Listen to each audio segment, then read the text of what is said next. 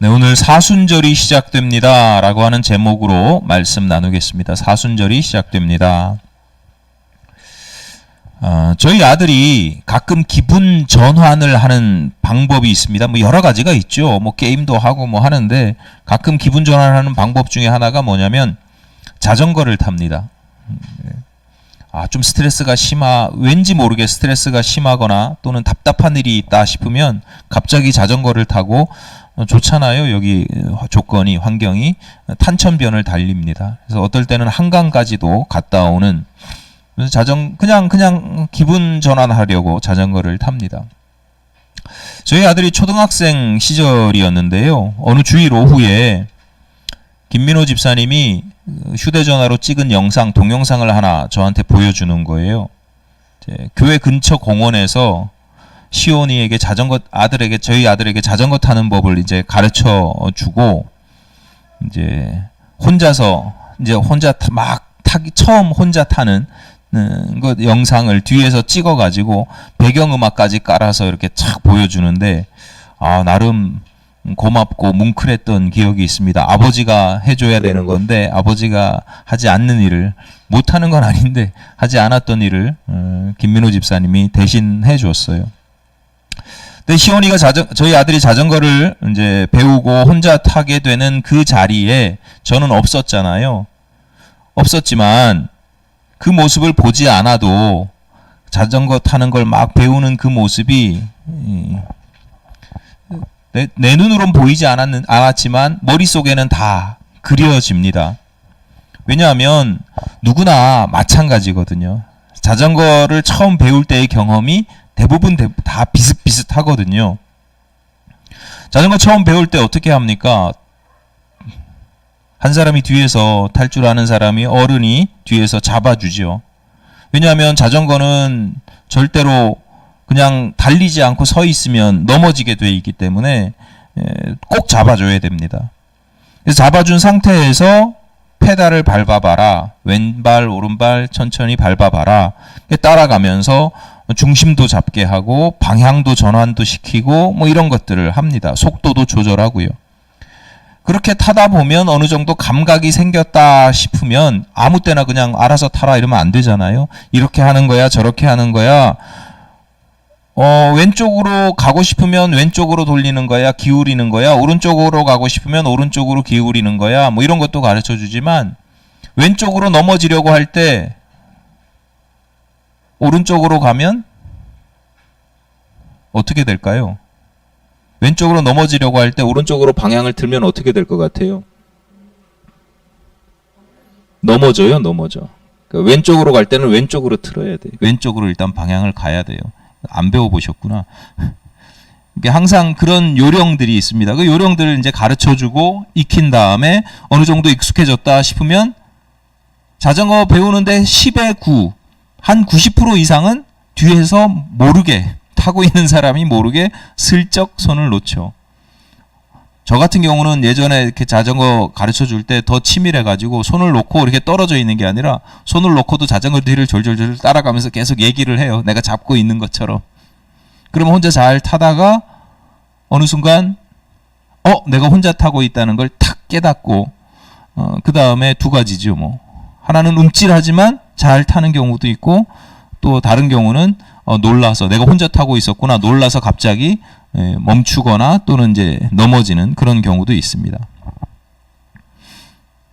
자전거를 타기 위해서 필요한 것은 단지 어떤 기술이나 기능을 지식적으로 아는 것만이 아닙니다. 이렇게 하면 이렇게 되고 저렇게 하면 오른쪽으로 가려면 오른쪽으로 틀어야 되고 몸을 기울이거나 뭐 이런 거 지식적으로 아는 것만이 아니고, 그것이 익숙해지도록 감각이 되도록, 나의 지식이 아니라 감각이 되도록 익숙하게 훈련하는 것이 필요합니다. 그리고 또 한 가지가 있죠. 가장 중요한 것, 두려움이나 염려를 극복해야 됩니다. 자신감을 가져야 돼요. 그런데 이게 어떻게 해야 자신감이 가져질까요?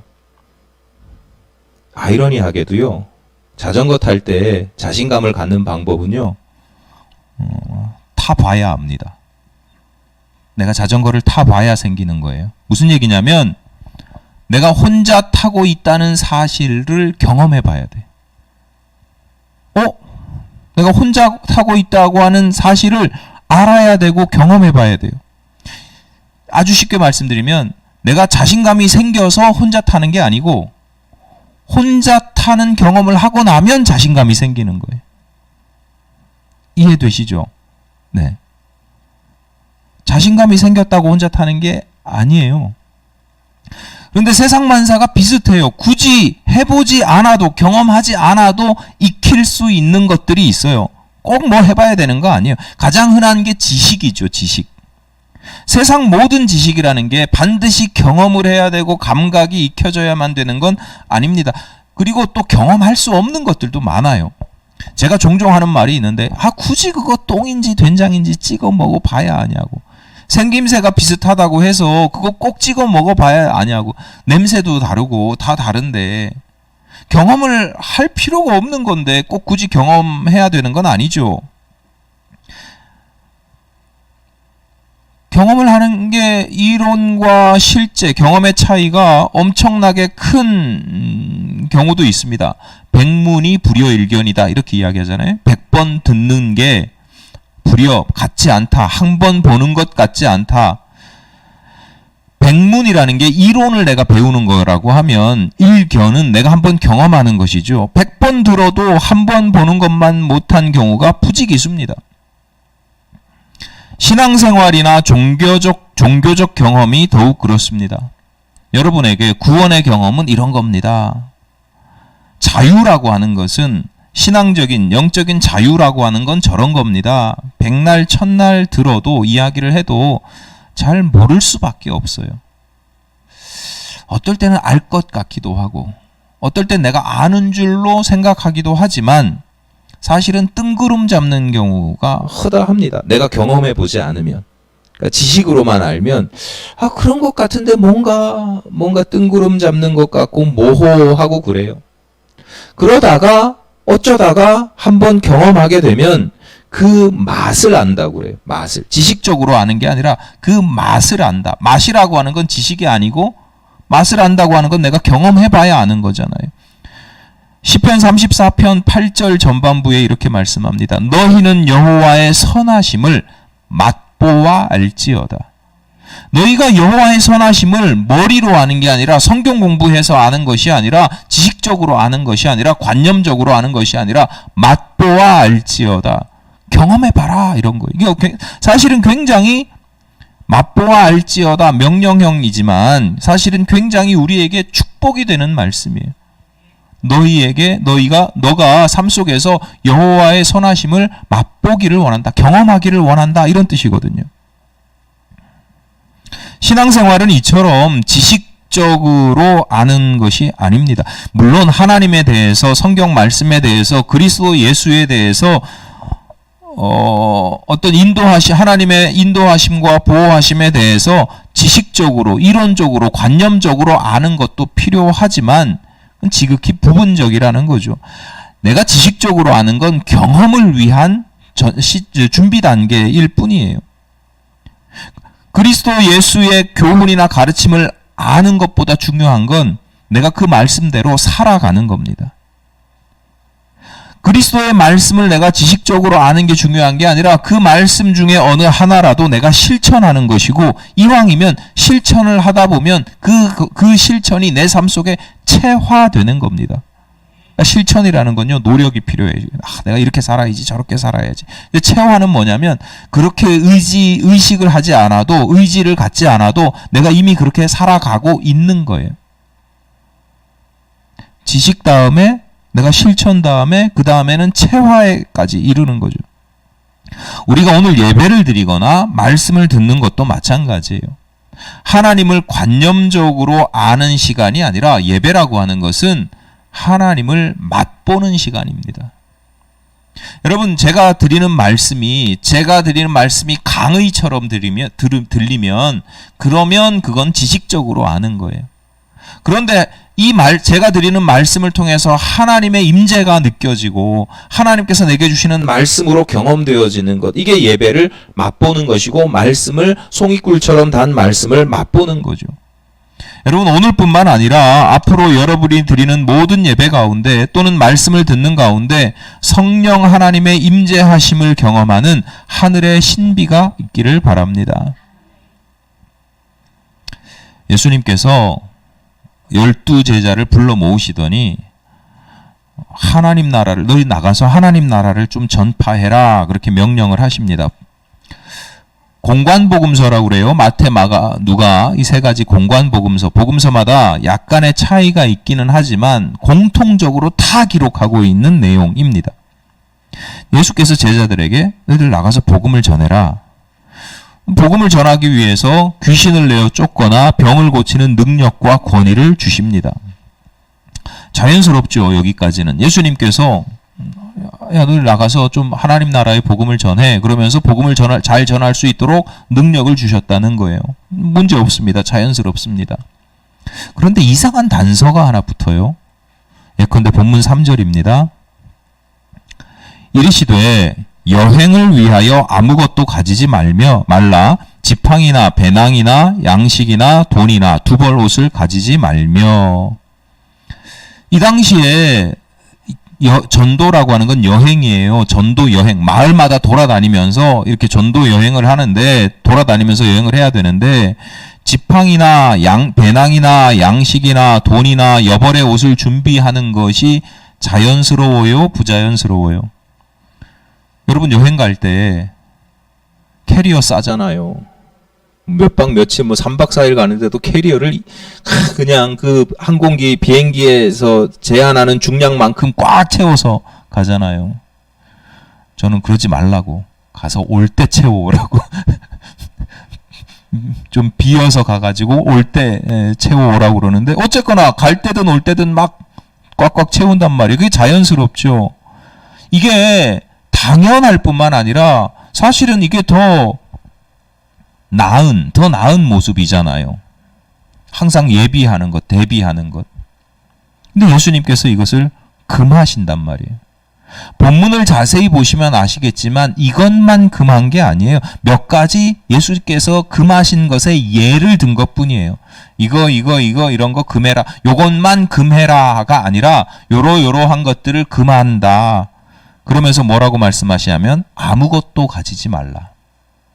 여행을 하는데 빈손으로, 아무것도 가지지 말고 빈손으로 가라. 여벌에 뭐를 더 가지고 가는 것과 그렇지 않은 것이 어느 것이 더 나으냐 아니냐를 떠나서 빈손으로 가라라고 하는 게 이게 가능한 일입니까? 빈손으로 가라. 그러면서 가능한 방법, 이렇게 빈손으로 가도 될 수 있는 이유를, 방법을 알려주시는데 4절입니다. 어느 집에 들어가든지 거기서 머물다가 거기서 떠나라. 이어지는 본문 5절에서 누구든지 너희를 영접하지 아니하거든 그 성에서 떠날 때에 너희 발에서 먼지를 떨어버려 그들에게 증거를 삼으라 하시니. 그러니까 5절과 대비해서 볼 때 4절에서 제자들이 들어가서 거하는 집은, 그 사람은, 그 집에 있는 사람들이 제자들을 영접한 거예요.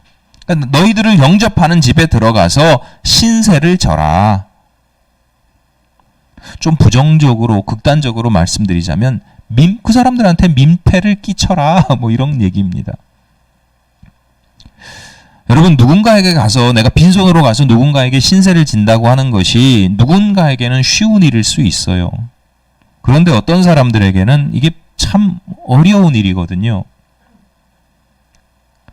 얼마 전에 보도된 뉴스를 보니까 그 저소득층에 해당돼서 정부에서 지원을 받을 수 있는 사람들이 대략 한 70만 명 정도로 파악을 한다고 그래요.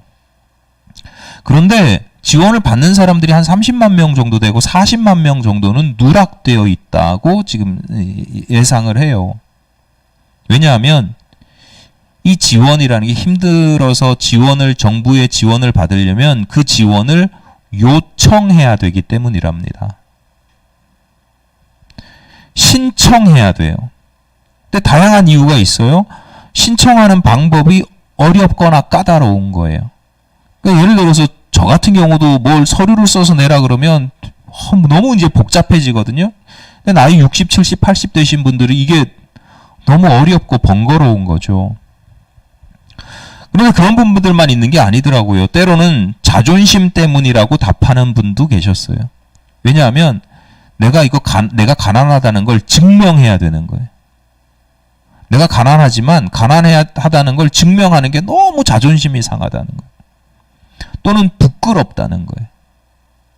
아직은 스스로 생계를 유지할 수 있다는 거예요. 혹한의 추위에서 벌벌 떨면서도 참 안타까운 게 더 가난한 사람 도와주십시오. 이렇게 이야기하는 분도 계셨어요. 어떤 분은 이렇게 얘기해요. 나이가 벌써 70이 넘었는데 뭐라고 얘기하냐면 제가 벌써 도움을 받기 시작하면 제 삶이 무너질 것 같습니다. 제가 얼마 전에 딱 만 65세 되신 어른 목사님을 만났는데 너무 어떻게 이제 만나고 식사하고 헤어지는데 어떻게 가세요? 그랬더니 지하철 타고 갈 거라면서 당신은 이제 지공대사가 되었대요. 지하철 공짜. 지공대사가 돼서 너무너무 좋다는 거예요. 제가 얼마 전에 한 3, 4년 전부터 지하철 공짜로 타시게 됐다고 하는 분을 만났는데 그분은 안 탄대요, 지하철. 너무 내가 민폐를 끼치는 것 같고 이렇게 내가 쓸모없는 인생이 된 것 같고 도움을 받아서 의지하는 인생이 되는 것 같아서 너무 싫다는 거예요. 사람마다 다른 거죠. 교계에서도 종종 보이는 현상입니다. 그러니까 어떻게 해서든지 사방팔방 다 손을 벌려서 우리 이렇게 힘드니까 도와주십시오라고 하나라도 더 얻으려는 분도 계시고요. 누가 봐도 도움이 필요한데 제가 그래서 목사님이 지금 제일 힘듭니다. 도움을 받으시지요? 라고 해도 괜찮다고. 더 어려운 사람 도와주라고. 그래서 제가 오죽하면 그 사람 저기서 100만 원 받고 저기서 얼마 받고 이렇게 하고 있습니다. 그랬더니 깜짝 놀라는. 우리도 5만 원씩 보태고 있는데. 그래서 그럴 때마다 기도해야 돼요. 지혜와 분별력을 달라는 대로 다 주고 필요 없다고 안 주면 안 되는 거죠. 어쨌거나 그 정도로요. 사람마다 달라요. 민폐를 끼치고 도움을 받는 것을 너무 어느 게 좋고 나쁜 걸 떠나서 너무 자연스러운 사람도 있지만 어떤 사람들은 이게 너무너무 싫고 부담스럽고 자존심 상하고 삶이 무너지는 것 같은 그런 사람들도 있단 말이죠. 근데 예수께서 뭐라고 하시느냐? 어떻게 보면 누군가에게는 이렇게 힘들고 어렵고 부담스러운 일, 부자연스러운 일을 명령하시는 거예요. 야, 너희들 신세 좀 져. 민폐 끼쳐. 이렇게 이야기를 하는 거예요. 왜 그래요? 예수님께서 지금 여러분 지금 이 말씀을 드리려고 그러는 거예요. 좀 이상하다 그러면 다 이유가 있거든요. 예수님께서 지금 제자들을 보내서 하나님 나라의 복음을 전파하게 하시는 이유는 그저 단지 하나님 나라 복음을 전하는 데에만 목적이 있는 게 아니에요. 사실은 더 중요하고 이 오늘 본문의 현장에서 더 크고 중요한 의미가 있는데 그건 뭐냐면 지금 제자들을 훈련시키시는 거예요. 공관복음서마다 다 똑같아요. 공관복음서마다 이 사건이 기록되어 있는데 이 기록이 된 시기가 예수님께서 부활하시고 승천하시고 나중에 제자들에게 사명을 맡기실 때가 아니에요. 그러니까 다 제자로서 훈련 기간이 다 끝나고 졸업하고 수료하고 이제 너희들 이 사명을 해라 이게 아니고요. 이제 막 제자들을 불러 모으신 때예요. 이제 불러 모으셔서 이제 12제자 이렇게 조직하신 때에 이 일을 맡기시거든요. 그러니까 막 조직하고 가르치고 훈련시키는 와중에 이 사건이 기록되어 있는 겁니다. 그럼 오늘 본문의 사건도 그래서 이게 훈련의 일환입니다. 제자들을 훈련시키는 일환이에요. 그저 복음 전도하는 걸 훈련시키는 게 아니라 그보다 중요한 것 몇 가지를 이 가운데 은근히 훈련을 시키는데요. 한 3가지 정도로만 제가 요약해서 말씀을 드리면 첫 번째는 뭘 훈련을 시키느냐? 하나님만 철저히 의지하는 삶을 훈련시키는 겁니다. 오늘 본문 3절을 다시 보겠습니다. 함께 읽겠습니다. 시작. 이르시되 여행을 위하여 아무것도 가지지 말라. 지팡이나 배낭이나 양식이나 돈이나 두벌 옷을 가지지 말며. 여러분, 자 보세요. 지팡이나 배낭이나 양식이나 돈이나 두벌 옷은요, 이게 필요 이상의 사치품목이 아닙니다. 있어도 되고 없어도 되는 게 아니잖아요. 이게 여행에서는 반드시 챙겨야 되는 필수품이에요. 예컨대 지팡이 두 가지 목적이 있습니다. 하나는 먼 길을 가는데 내 몸을 지탱시켜 줍니다. 저는 사용한 적이 없는데 등산 좋아하시는 분들이 꼭 챙기는 것 중에 하나가 그 스틱이더라고요. 짧은 거리는 괜찮은데 좀 멀리 다닐 때는 그 스틱을 잘 이용하면 체중을 좀 분산시켜 준다고 그래요. 매우 유용하죠. 그 지팡이는 내 삶의 무게를 내 무게를 좀 가볍게 해주는 그런 역할이 있고, 또 하나는 고대사 이 성경의 시대의 사람들이 여행 중에 지팡이를 챙기는 또 한 가지 이유는 자기 몸을 지키기 위해서입니다. 맹수가 나타날 수도 있고, 독충이 나타날 수도 있고, 뭐 뱀 같은 게 나타날 수도 있고, 정갈이 나타날 수도 있잖아요. 어제 저희 집에 집사람이 갑자기 막 소리를 지르면서 저를 부르길래 제가 안 갔는데, 나중에 봤더니 갑자기 거미가 한 마리 내려와가지고 저걸 어떻게 해야 될지 모르겠더라고. 여행 중에 그런 일들이, 집안에 있어도 그런 일들이 생기는데 여행 중에 그런 일들이 얼마나 많아요. 강도도 만날 수 있고. 그럴 때 무기로 삼는 겁니다. 뭐 지팡이 하나 가지고 뭘 할 수 있겠어. 여러분, 그 이 하나 있는 거하고 없는 거하고 천지 차이입니다. 필수품이에요. 그런데 예수께서 이런 것들을 다 금하는 거예요. 아무것도 가지지 말아라 라고 이야기를 해요. 왜 그렇습니까? 오늘 누가복음을 읽었는데 마태복음 10장 10절에서 이렇게 말씀합니다. 여행을 위하여 배낭이나 두벌 옷이나 신이나 지팡이를 가지지 말라. 이는 일꾼이 자기의 먹을 것 받는 것이 마땅함이니라. 마땅함이라. 무슨 얘기냐면 지금 너희가 전도 여행을 하는 건 너희들이 하는 게 아니라 하나님께서 일을 시키셨다는 거예요. 하나님께서 제자들에게 복음 전파라고 하는 일을 맡기셨어요. 제자들은 하나님의 일꾼이에요. 그런데 일꾼이 자기 먹을 거 스스로 챙기는 거 봤냐 이거예요. 주인이 어떤 일을 시키면 그 일꾼이 먹을 건 주인이 다 알아서 챙겨준다라는 거예요. 그게 마땅하지 않냐. 지팡이나 돈이나 배낭이나 양식이나 두벌 옷이 없어도 하나님께서 모두 입히시고 먹이시고 지키시고 보호하신다라는 뜻이에요. 그러니까 제자들의 전도 여행은 이러한 하나님의 은혜와 돌보심을 맛보게 하는, 경험케 하는 훈련이었습니다. 여러분, 우리 인생을 여행길에 비유하기도 하잖아요. 여러분, 우리들의 인생 여행길에 배낭이나 돈이나 양식이나 두벌 옷이나 지팡이와 같은 품목들이 있습니다. 때로는 내 삶에서 어떤 특정한 사람이 나의 지팡이가 되어주기도 하죠. 뭐 이게 나쁜 게 아니에요. 아버지가 나의 지팡이가 되어주기도 하고, 남편이, 아내가 지팡이가 되어주기도 합니다. 사람들에게, 여러분 인생길에서 여러분에게 가장 자주 지팡이로 사용되는 것이 뭘까요? 예나 지금이나? 이렇게 하면 안 되나? 요즘은 요거 너무 작아가지고. 이렇게 코인도 있군요. 코인. 예나 지금이나 지팡이로 가장 많이 사용하는 게 돈입니다. 돈. 옛날에도 그랬는데 현대 자본주의 사회에선 더 하지요. 돈 없으면 죽을 것 같잖아요. 돈이 내 삶을 편안하게 해주잖아요. 돈과 권력을 가장 강력한 지팡이 도구로 여기기도 하고, 때로는 직장이 나의 지팡이 역할, 나를 지탱시켜 주기도 합니다. 신앙인들도 이 세상을 살아가기 때문에 그런 물품들을 사용할 수밖에 없어요. 사용해야죠. 자칫 잘못하면 그 가운데 하나님은 사라지게 됩니다.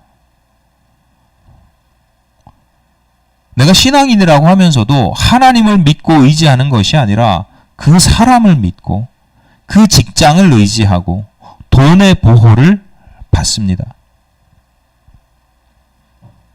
그 모든 것은 하나님께서 내게 베풀어 주신 은혜라고 하는 사실을 슬슬 잊어버리고 나중엔 완전히 망각해 버립니다. 그 모든 것 하나 없어도 하나님만 계시면 되거든요. 머리로는 알거든요. 말씀 들을 때 그렇지 하거든요. 그런데 어느 순간 자기 자신을 돌아보면 하나님은 없어도 상관없는데 그 모든 것 중에 어느 하나라도 없으면 불안해집니다. 돈 없으면, 집 없으면, 내가 의지하던 사람이 멀어지고 사라지면 불안해집니다. 죽으면 죽으리라고 하는 신앙은 사라지고 내가 아무리 가진 것이 많아도 남들과 비교해서 작은 것 하나라도 모자라면 심지어 견디지를 못합니다. 얼마 전에 들은 얘기인데요. 저기 경기도 쪽에 이제 이주민 노동자들이 많거든요. 공장이나 뭐 이렇게 농촌 지역에 그 이주민 노동자를 돌보는 일을 주로 하시는 목사님이 계세요. 맨날 이분이 보는 건 목사님 그 이주민 노동자들 숙소 가보면 막 추워가지고 옷을 방 안에서 몇 겹이나 껴입고 막 손가락 잘려가지고 막 대신 저기 그런 행정적인 일을 못하니까 말이 안 통하고 불법 체류자들도 많고 그러니까 그런 일들 도움 필요한 것들 이렇게 막 돌보 그런 일들을 주로 하시는 목사님인데 이분이 개인적으로 알고 계시는 강남의 어느 교회에 다니시는 오래 다니신 권사님이 계시는데 그 권사님을 만났는데 권사님이 그 목사님한테 목사님 저 기도 좀 해주세요. 무슨 기도를요? 그랬더니 요즘에 경기가 너무 안 좋아가지고 집값이 너무 떨어져가지고 힘들어 죽겠어요. 제가 사업을 2개 하고 있었는데 그 중에 하나를 지금 정리해야 돼요. 이분 입장에서는 정말 힘들고 어려운 일이죠. 고통스럽죠. 근데 그게 지금 그 목사님한테 할 이야기입니까? 근데 이 목사님도 그분을 막 미워하는 것보다 그 권사님이 너무 안타까운 거예요. 이분은 평생 신앙생활을 그렇게 하신 거예요. 좀 뭐 물질이 많아지면 행복했다가 모든 걸 가지고 하나님의 축복 안에 사는 것처럼 여겼다가 조금 떨어지면 일희일비 하면서 슬퍼하면서 불안해하면서 염려하면서 여러분 가진 게 많다고 평안할 것 같아요? 안 그래요. 많다가 조금 없어지면 막 불안하고 분노하고 저 정치인들이 집값을 이렇게 떨어뜨렸다고 분노하고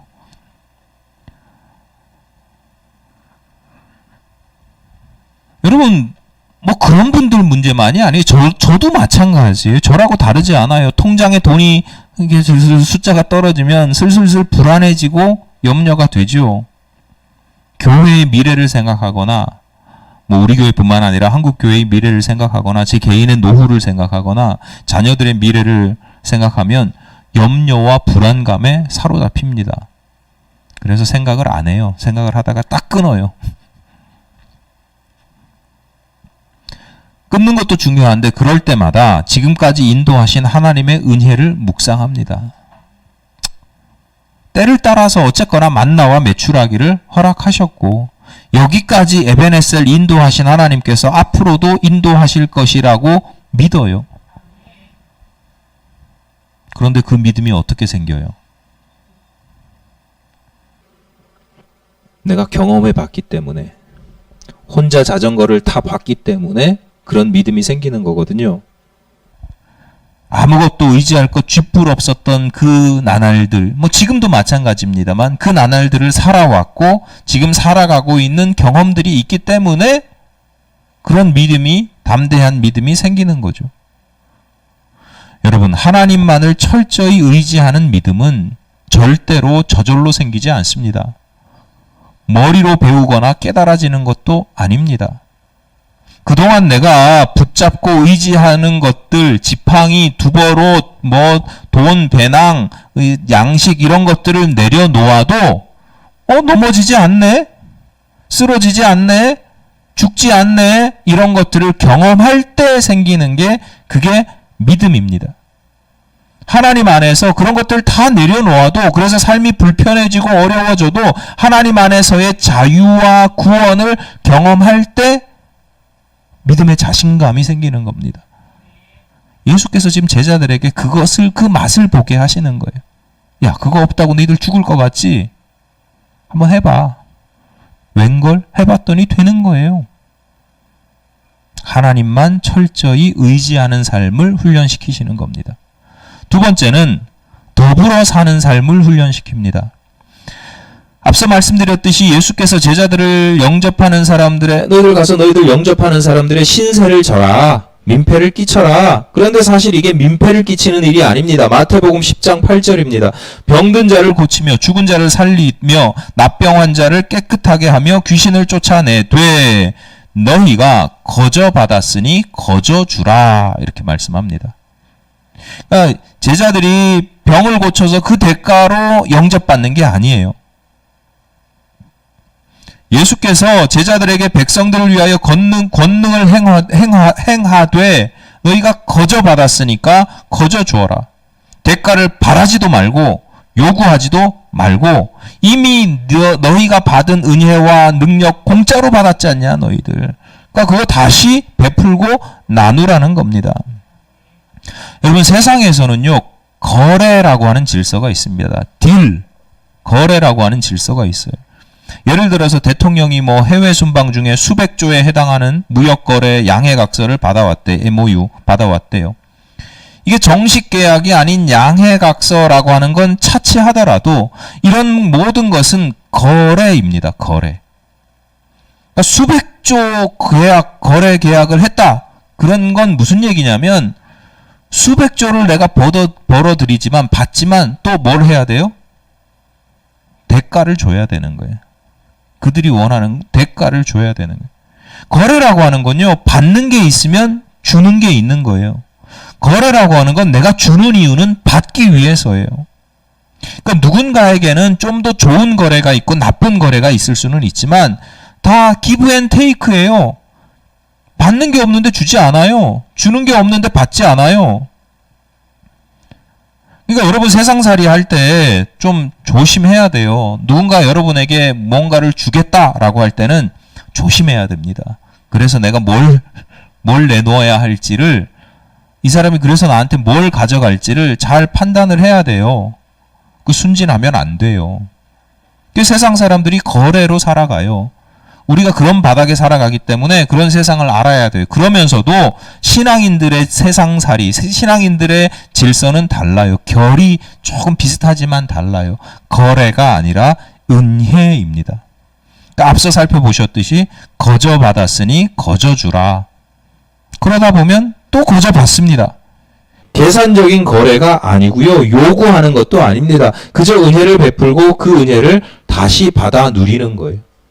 세상 사람들의 더불어 사는 삶은 거래를 통한 더불어 사는 삶인데 그리스도인의 더불어 사는 삶은 은혜를 통한 더불어 사는 삶이에요. 내가 가진 게 있으면 내가 혼자 가지라고 하는 게 아니라 내가 가진 게 있다는 건 누군가에게 받은 거잖아요. 여러분이 스스로 만들어낸 게 어디 있어요? 다 받았지. 어떤 걸 만들어냈다고 하더라도 그 재능을 또 받은 거잖아요. 그 부모가 됐든 누가 됐든. 여러분 내가 가지고 있던 건 다 거저 받은 거예요. 따지고 보면. 그 거저 받은 이유는 그리스도인들에게 거저 주라는 거예요. 막 그냥 기분 내라는 게 아니라 필요한 곳에 그것을 사용하도록 하나님께서 내게 사명을 맡기신 거죠. 그러다 보면 그렇게 살다 보면 나한테 없는 것들이 생깁니다. 왜냐하면 누가 거저 주거든요. 하나님이 주시기도 하고 하나님이 누군가를 통해서 주기도 하신단 말이에요. 그러니까 이게 거래의 삶을 사는 사람들에게는 너 영접하는 집에 들어가서 얻어먹고 살아 라고 하는 게 민폐예요. 근데 은혜의 질서를 살아가는 사람들에게는 그게 은혜예요. 내가 줄 수 있으면 주고 얻어먹을 수 있으면 얻어먹는 거예요. 하여튼 요건 자세한 말씀은 혹시 나중에 기회가 되면 말씀드리겠지만 어쨌거나 은혜로 더불어 사는 삶을 제자들에게 훈련시키시는 겁니다. 마지막으로 자유로운 삶입니다. 본문 5절입니다. 누구든지 너희를 영접하지 아니하거든 그 성에서 떠날 때에 너희 발에서 먼지를 떨어버려 그들에게 증거를 삼으라 하시니. 나름 나는 은혜를 베풀어도 거저 주어도 받지 않는 사람들이 있습니다. 더 심각한 건 받긴 받아요. 받고 입을 쓱 닦는 사람들도 있습니다. 그래서 작게는 서운한 감정도 생기죠. 내가 거저 줬는데 고맙다고 한마디는 해야 되는 거 아닌가? 서운한 감정이 생기기도 합니다. 서운한 감정이 더 커지면 분노가 일어나기도 합니다. 어떻게 사람이 저럴 수가 있어? 여러분, 그런데 이런 게 오늘 말씀에 따르면 다 집착입니다. 예수께서 안 받는 사람 있잖아. 그럼 그 발에서 너희가 그 집에 걸어갔을 때 너희 발에서 먼지를 떨어버려서 증거를 삼으라. 너희가 할 만큼 했으면 됐다. 할 수 있는 만큼 했으면 됐다. 그 결과에 대해서 너희가 마음 빼앗길 필요가 없다. 마태복음 10장 12절 13절입니다. 또 그 집에 들어가면서 평안하기를 빌라. 그 집이 이에 합당하면 너희 빈 평안이 거기 임할 것이요 만일 합당하지 아니하면 그 평안이 너희에게 돌아올 것이니라. 누군가에게 평안을 비는 것, 축복하는 건요, 성도의 본분이자 권리입니다. 그런데 그 축복을 받아 누리느냐 마느냐, 또는 그 비는 축복이 누구에게 이루어지느냐, 그 결과는 하나님께 맡기라는 거예요. 하나님의 몫이라는 거예요. 여러분, 이게 내 신앙을 자꾸 성찰하다 보면 저뿐만 아니라 많은 사람들의 신앙이 결국 별게 아니구나. 그동안 그렇게 그토록 오랫동안 신앙생활하고 나름대로 구도의 삶을 살아왔음에도 불구하고 내 신앙의 공력이, 내 공이 이것밖에 안 되는구나 라고 하는 것을 깨닫는 경우 중에 하나가, 가장 많이 깨닫는 경우 중에 하나가 바로 이때입니다. 내가 원하고 바라고 계획하는 결과가 나오지 않으면 그렇게 서운해집니다. 내색을 하든 안 하든 서운해지고 우울해집니다. 분노에 사로잡히기도 하고요. 상처를 받기도 합니다. 따지고 보면 이게 불신앙이에요. 집착입니다. 우리가 여전히 죄의 올무에 사로잡혀 있는 거예요. 하나님께 맡기세요. 결과는 하나님께 맡기시고 포기하라는 게 아니에요. 내려놓으라는 게 아니에요. 하나님께 맡기시고 여러분은 자유하십시오. 자유로우시면 돼요. 결과를 내가 자꾸 이렇게 돼야 된다, 저렇게 돼야 된다라고 생각을 하니까 계속 거기에 얽매여 있는 거거든요. 그냥 내 할 거 하고 결과에 대해서는 여러분 자유롭게 사는 겁니다. 난 내 할 거 했으니까 됐잖아요. 심지어 안 받는데 내가 복을 빌었는데, 복을 빈다는 게 꼭 기도로만 복을 비는 게 아니잖아요. 내가 어떤 사람을 선대하면 그게 그 사람의 복을 비는 거거든요. 근데 그 사람이 안 받아, 무시해. 그러면 그 복을 하나님이 나한테 다시 돌려주신대요. 그걸 위해서 복을 빌라는 게 아니라, 여러분 집착하지 않아도 손해볼 거 하나도 없다는 거예요. 자유로운 삶을 사는 겁니다. 3가지 말씀드렸습니다. 하나님만 의지하고 은혜 안에서 더불어 살고 여러분의 영혼이 자유로워지는 겁니다. 오늘 설교 제목이 사순절이 시작됩니다 입니다. 앞서 광고 드린 대로 수요일부터 주일을 제외한 40일을 사순절로 지킵니다. 기독교 전통에서는 성도들이 신앙훈련을 받는 기간, 신앙수련을 하는 기간으로 삼았습니다. 올해 사순절 스스로의 신앙을 잘 점검하고 훈련하는 계기로 삼으면 좋겠는데, 여러분 뭘 선택하든지 상관이 없어요. 아까 이거 저거 선택하는 거 상관이 없는데 숙제 아닙니다. 그 선택하는 중요한 이유가 있어요. 하나님 안에서 내가 자유로운 삶을 사는 겁니다. 그게 목적입니다. 하나님 안에서, 은혜 안에서 더불어 사는 삶을 살아가는 겁니다. 오직 하나님만 의지하는 삶을 살아가는 겁니다. 그거 훈련하는 겁니다. 내가 한 끼 안 먹어도 안 죽는다니까요. 내가 쓰레기 하나 주우면 그게 더불어 사는 삶이라니까요. 그거 한번 훈련해 보는 겁니다. 그렇게 살아도 안 죽고요. 오히려 자유로워지고 그 마음에 영혼의 평안이 찾아옵니다. 이걸 오늘 이 시간 머리로 알았다면 여러분의 40일간의 삶 속에서 몸으로 느끼고 맛보는 그런 40일 사순절이 되시기를 간절히 바랍니다.